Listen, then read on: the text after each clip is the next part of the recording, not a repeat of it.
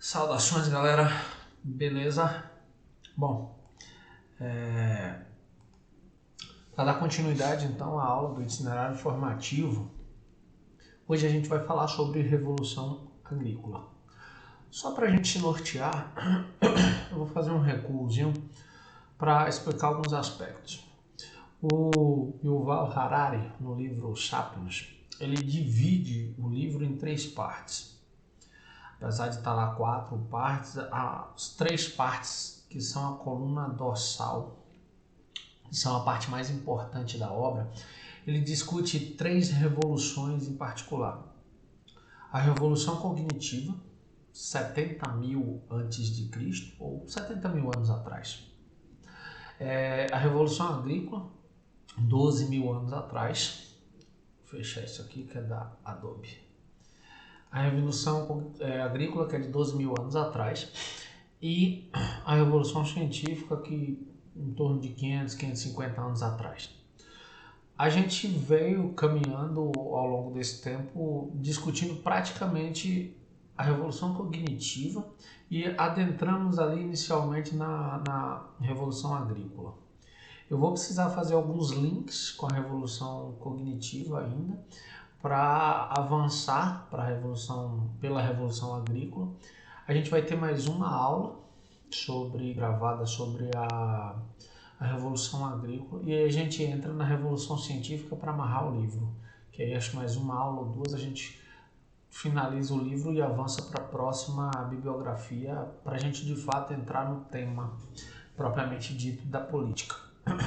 Tranquilo? Então, explicado esse ponto, vamos adiante. A Revolução Agrícola.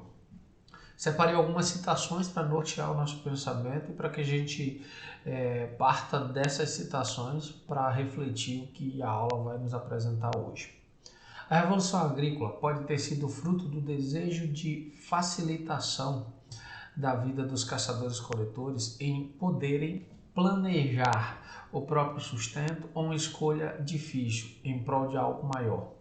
Ou seja, o Harari está colocando duas possibilidades, duas situações. É preciso então dar um passo atrás para a revolução cognitiva, no sentido de entender alguns aspectos. Primeiro ponto. Quando a gente pensa na revolução cognitiva de 70 mil anos atrás, o que modifica tudo, e a gente já discutiu isso, foi o fato do Homo sapiens desenvolver uma linguagem em que ele inventa uma realidade, ele cria mito, ele cria ficções, e através desses mitos e ficções ele constrói colaboração. Ele consegue cada vez mais trabalhar com grupos cada vez maiores. E percebam, a possibilidade de trabalhar com grupos cada vez maiores permite à espécie Homo sapiens superar possíveis deficiências ou desvantagens em relação às outras espécies humanas, como por exemplo os neandertais. Tranquilo até aqui. Só que a economia, a forma de sobrevivência do Homo sapiens, ela está baseada na caça de pequenos animais. Depois, na medida em que eles vão inventando outras ferramentas, eles passam então a avançar sobre animais maiores, a caçar animais maiores, mas no princípio essa caça é de animais menores. Ele fica com os restos de carniça da caça de outros predadores. Então, vamos supor, leões caçam e devoram sua presa. Em seguida, as hienas comem o restante e ao Homo sapiens, restava exclusivamente quebrar os ossos que sobraram para sugar o tutano. Ponto. E colher frutas, raízes, nozes, essas coisas. Na medida em que esse processo avança, há uma especulação por parte do Harari de dizer que provavelmente o homem ele descobre o trigo, coleta esse trigo e transita do lugar onde esse trigo nasceu espontaneamente para o lugar onde ele estava momentaneamente acampado. Não se esqueçam de que os sapiens nesse contexto são nômades. E aí, provavelmente, o trigo, ele foi saltando filamentos, foram saltando pequenas sementes no curso do voltar para o acampamento. E óbvio, essas sementes geraram outros pés de trigo, outras plantações espontâneas de trigo. Óbvio que quando o homem percebe que ele pode cultivar o trigo, que ele pode cultivar a cevada, que ele pode plantar a semente, ele passa então a se estabelecer num ponto para cuidar de uma possível lavoura, para planejar a lavoura, para preparar a terra, para dar uma outra dinâmica de funcionamento para a sua própria vida. A grande questão, e é um ponto importante na reflexão, e a gente discutiu lá, mas eu vou colocar aqui para a gente não perder isso de vista, na medida em que o homem dá esse passo além, não mais de coletar, não mais de caçar, mas de ser capaz de planejar sua própria alimentação. Quando a gente olha para os livros de história, isso quase sempre é apontado como um avanço. É como se a Revolução Agrícola fosse um passo além na evolução da espécie Sapiens.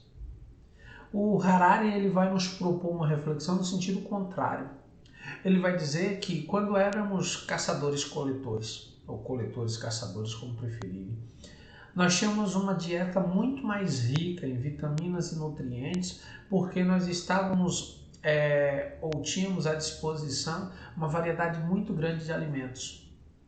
Então, a gente comia de tudo.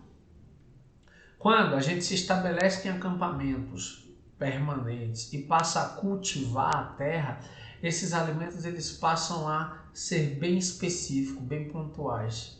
A gente planta na maioria das vezes come o que planta. Então a gente começa a carecer, por exemplo, de nutrientes específicos, de outras fontes de vitamina. E aí, se antes as crianças, por exemplo, viviam saudáveis porque eram amamentadas por longos períodos, elas passam agora a serem amamentadas por um período mais curto e a serem inseridos em outros alimentos muito mais precocemente. Então, com isso, começam a surgir doenças, fruto da ausência de nutrientes e de vitaminas importantes para a formação do corpo humano. Para além disso, há também a ideia de acúmulo, já que antes as pessoas produziam exclusivamente o que precisavam. E esse produzir que eu estou dizendo, que eu estou mencionando, é o produzir de sair para coletar ou de sair para caçar. Ninguém caçava, por exemplo, 10 animais se um era suficiente para alimentar o grupo.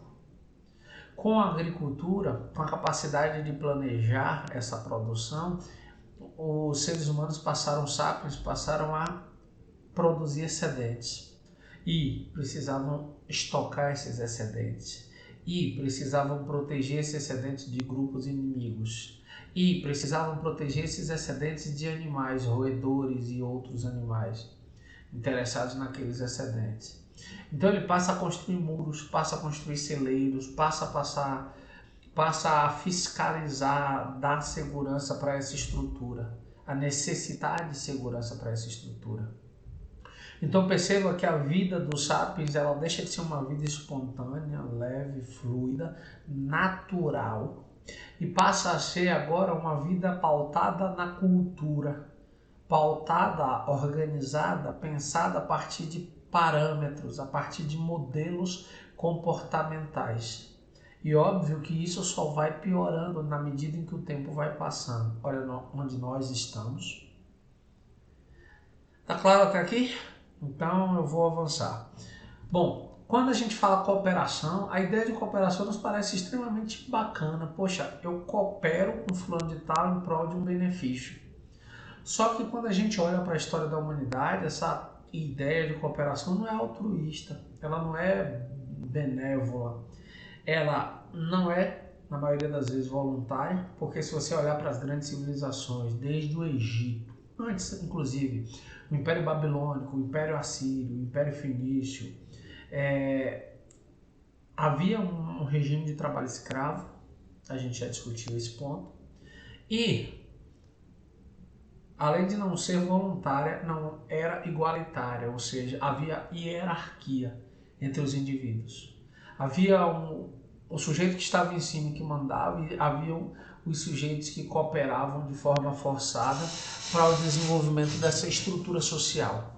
Então percebam que a ideia de cooperação não é uma ideia dentro do que pode nos ocorrer, de que era voluntária, de que era igualitária.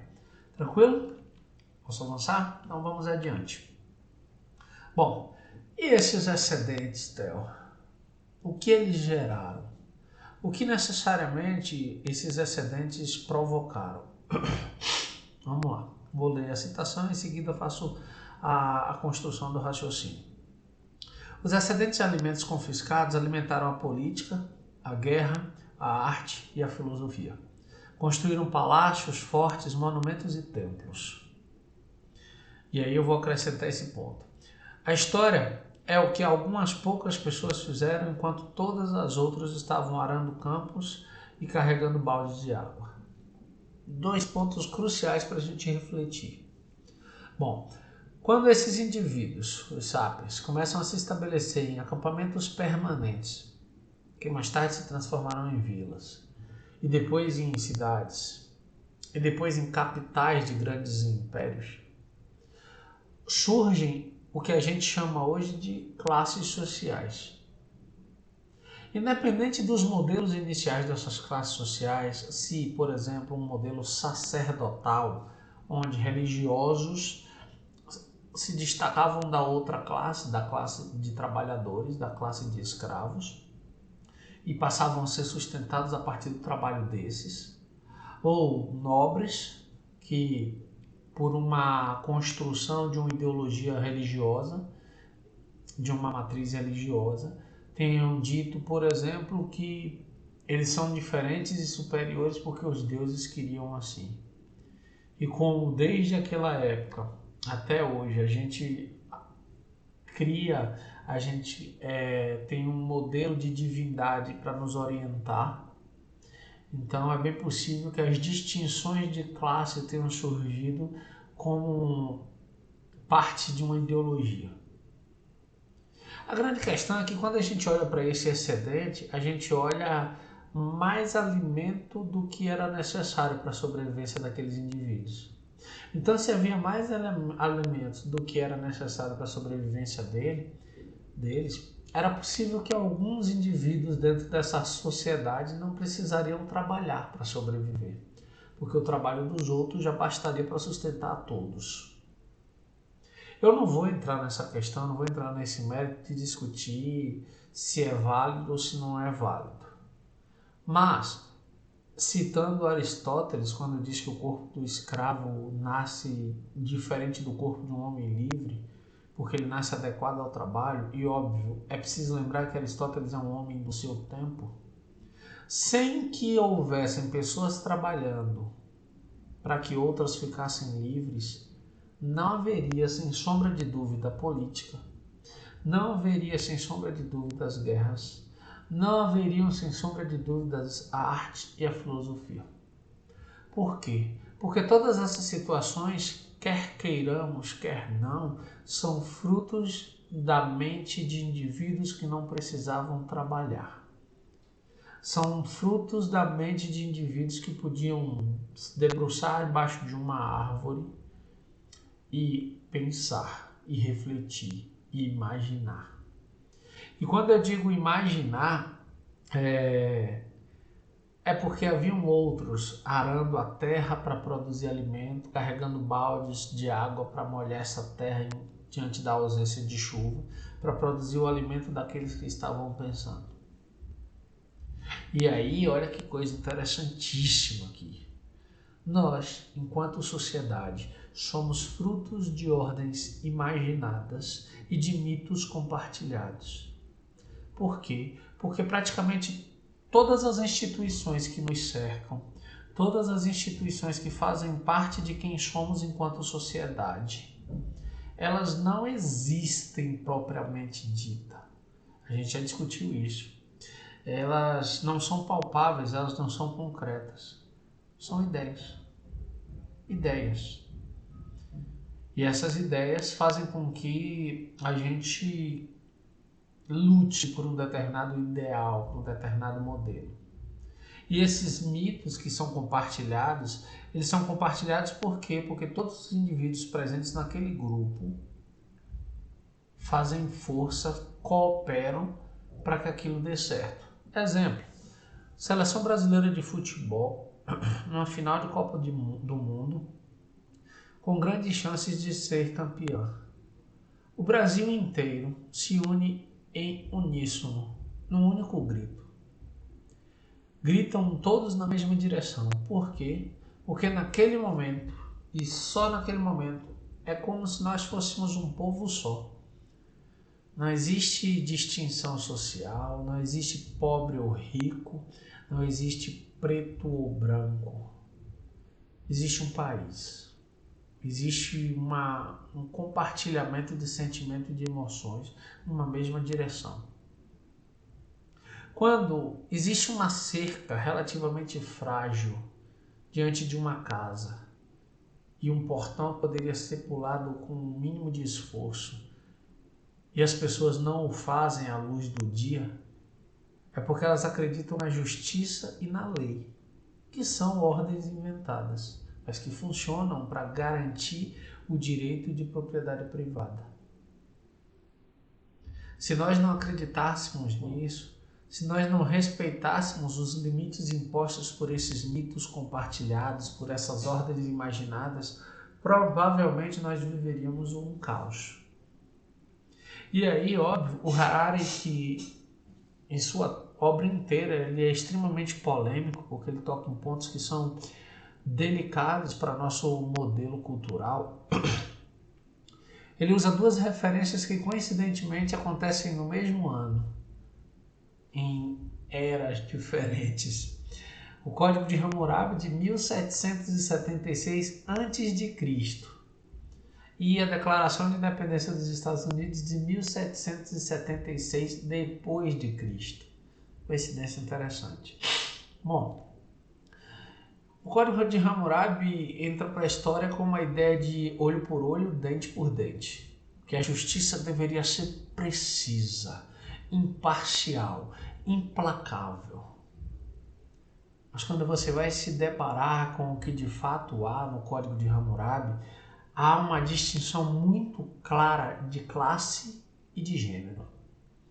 São três as classes: os homens superiores, os homens comuns e livres, e os escravos.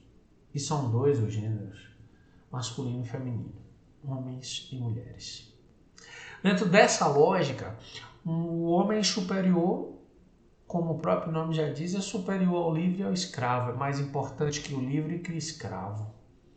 Logo, qualquer coisa que lhe seja feita por esse homem, ele pagará com uma sanção, com uma punição similar, mas não a ele. Exemplo, se está lá no Código de Hammurabi, se um homem superior mata a filha de outro homem superior, a filha desse que matou também deverá ser morta. Olha que coisa estranha.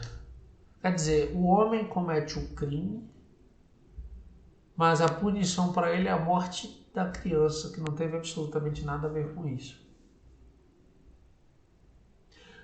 Se um homem superior mata um homem comum ou seca um homem comum, ele vai pagar uma multa.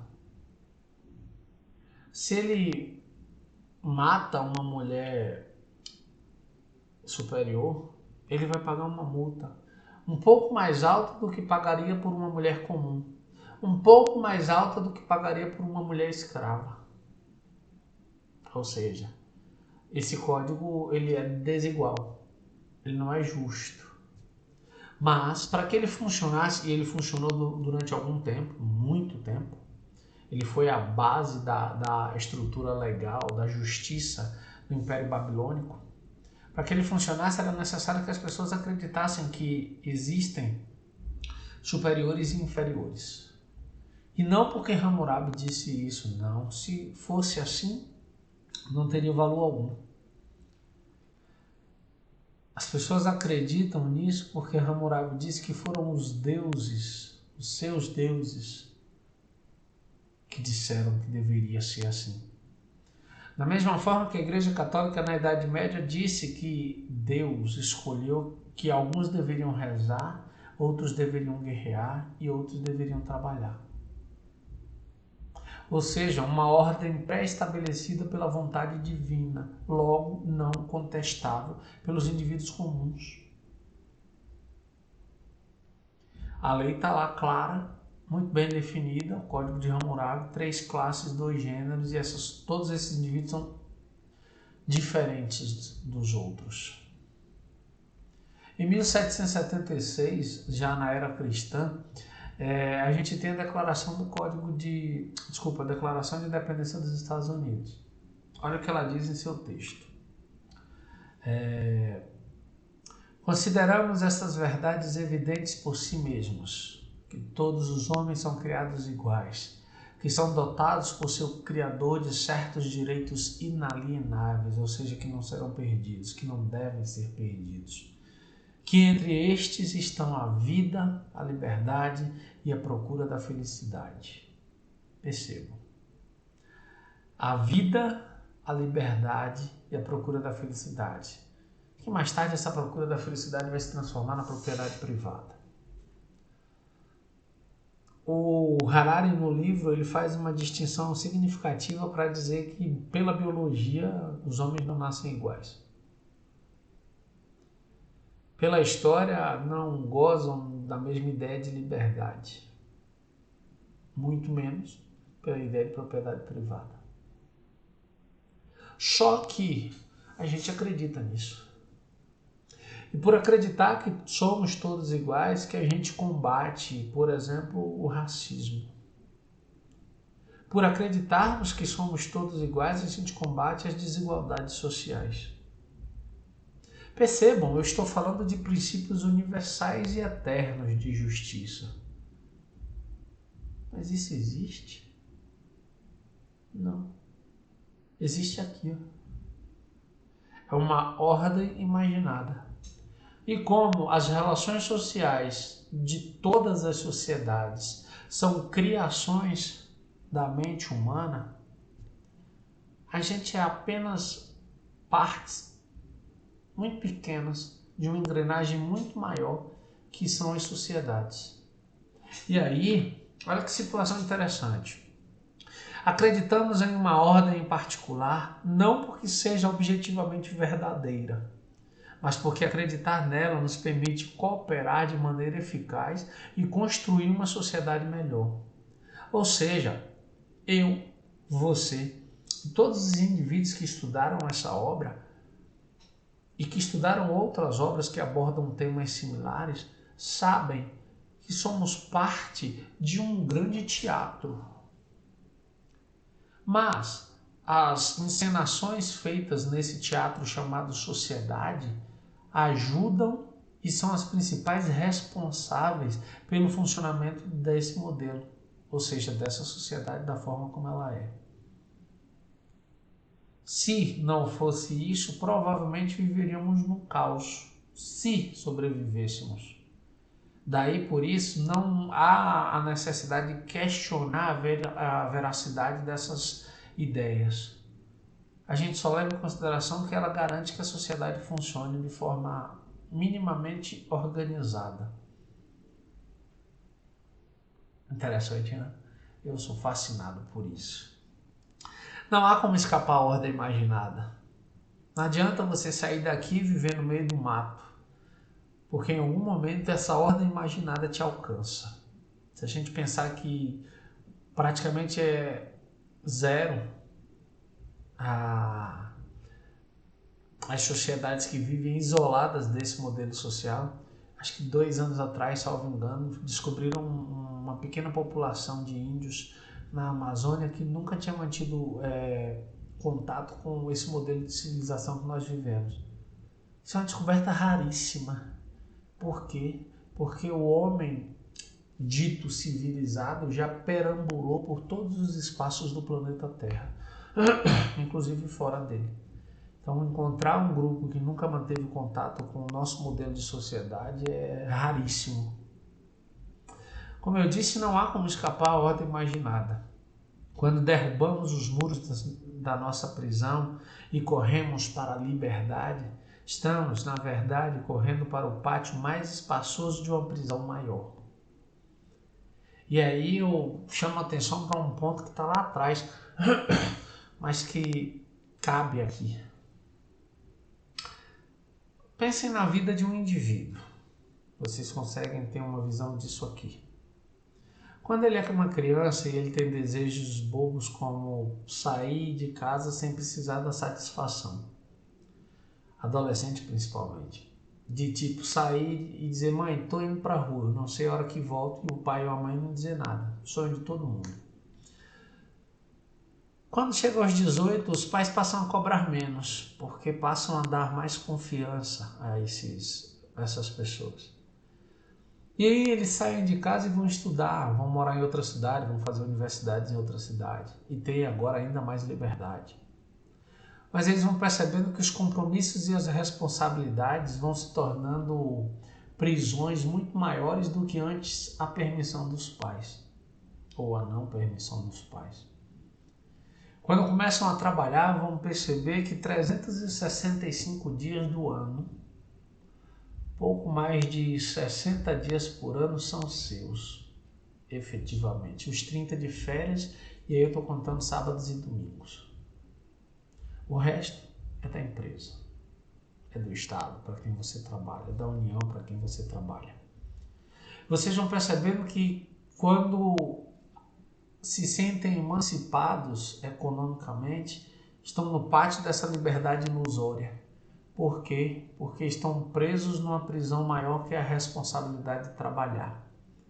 Quando compram um carro melhor do que o que tinham antes, estão no pátio de uma prisão maior que são as prestações desse carro, a prestação da casa, a escola dos filhos, as despesas familiares. E toda ideia de liberdade é apenas uma grande ilusão. Percebe como Harari foi preciso nessas observações? E aí ele vai nos convidar a pensar. Quando a escrita efetivamente nasce? E qual a finalidade dela? Porque é muito comum hoje nós dizermos que somos sensíveis, somos possuidores de reflexões elevadas. E aí quase sempre nós apelamos para uma cultura erudita, como a música clássica, como a leitura das grandes literaturas, das grandes filosofias. Quando nos debruçamos sobre obras clássicas de teatro, quando produzimos filmes geniais.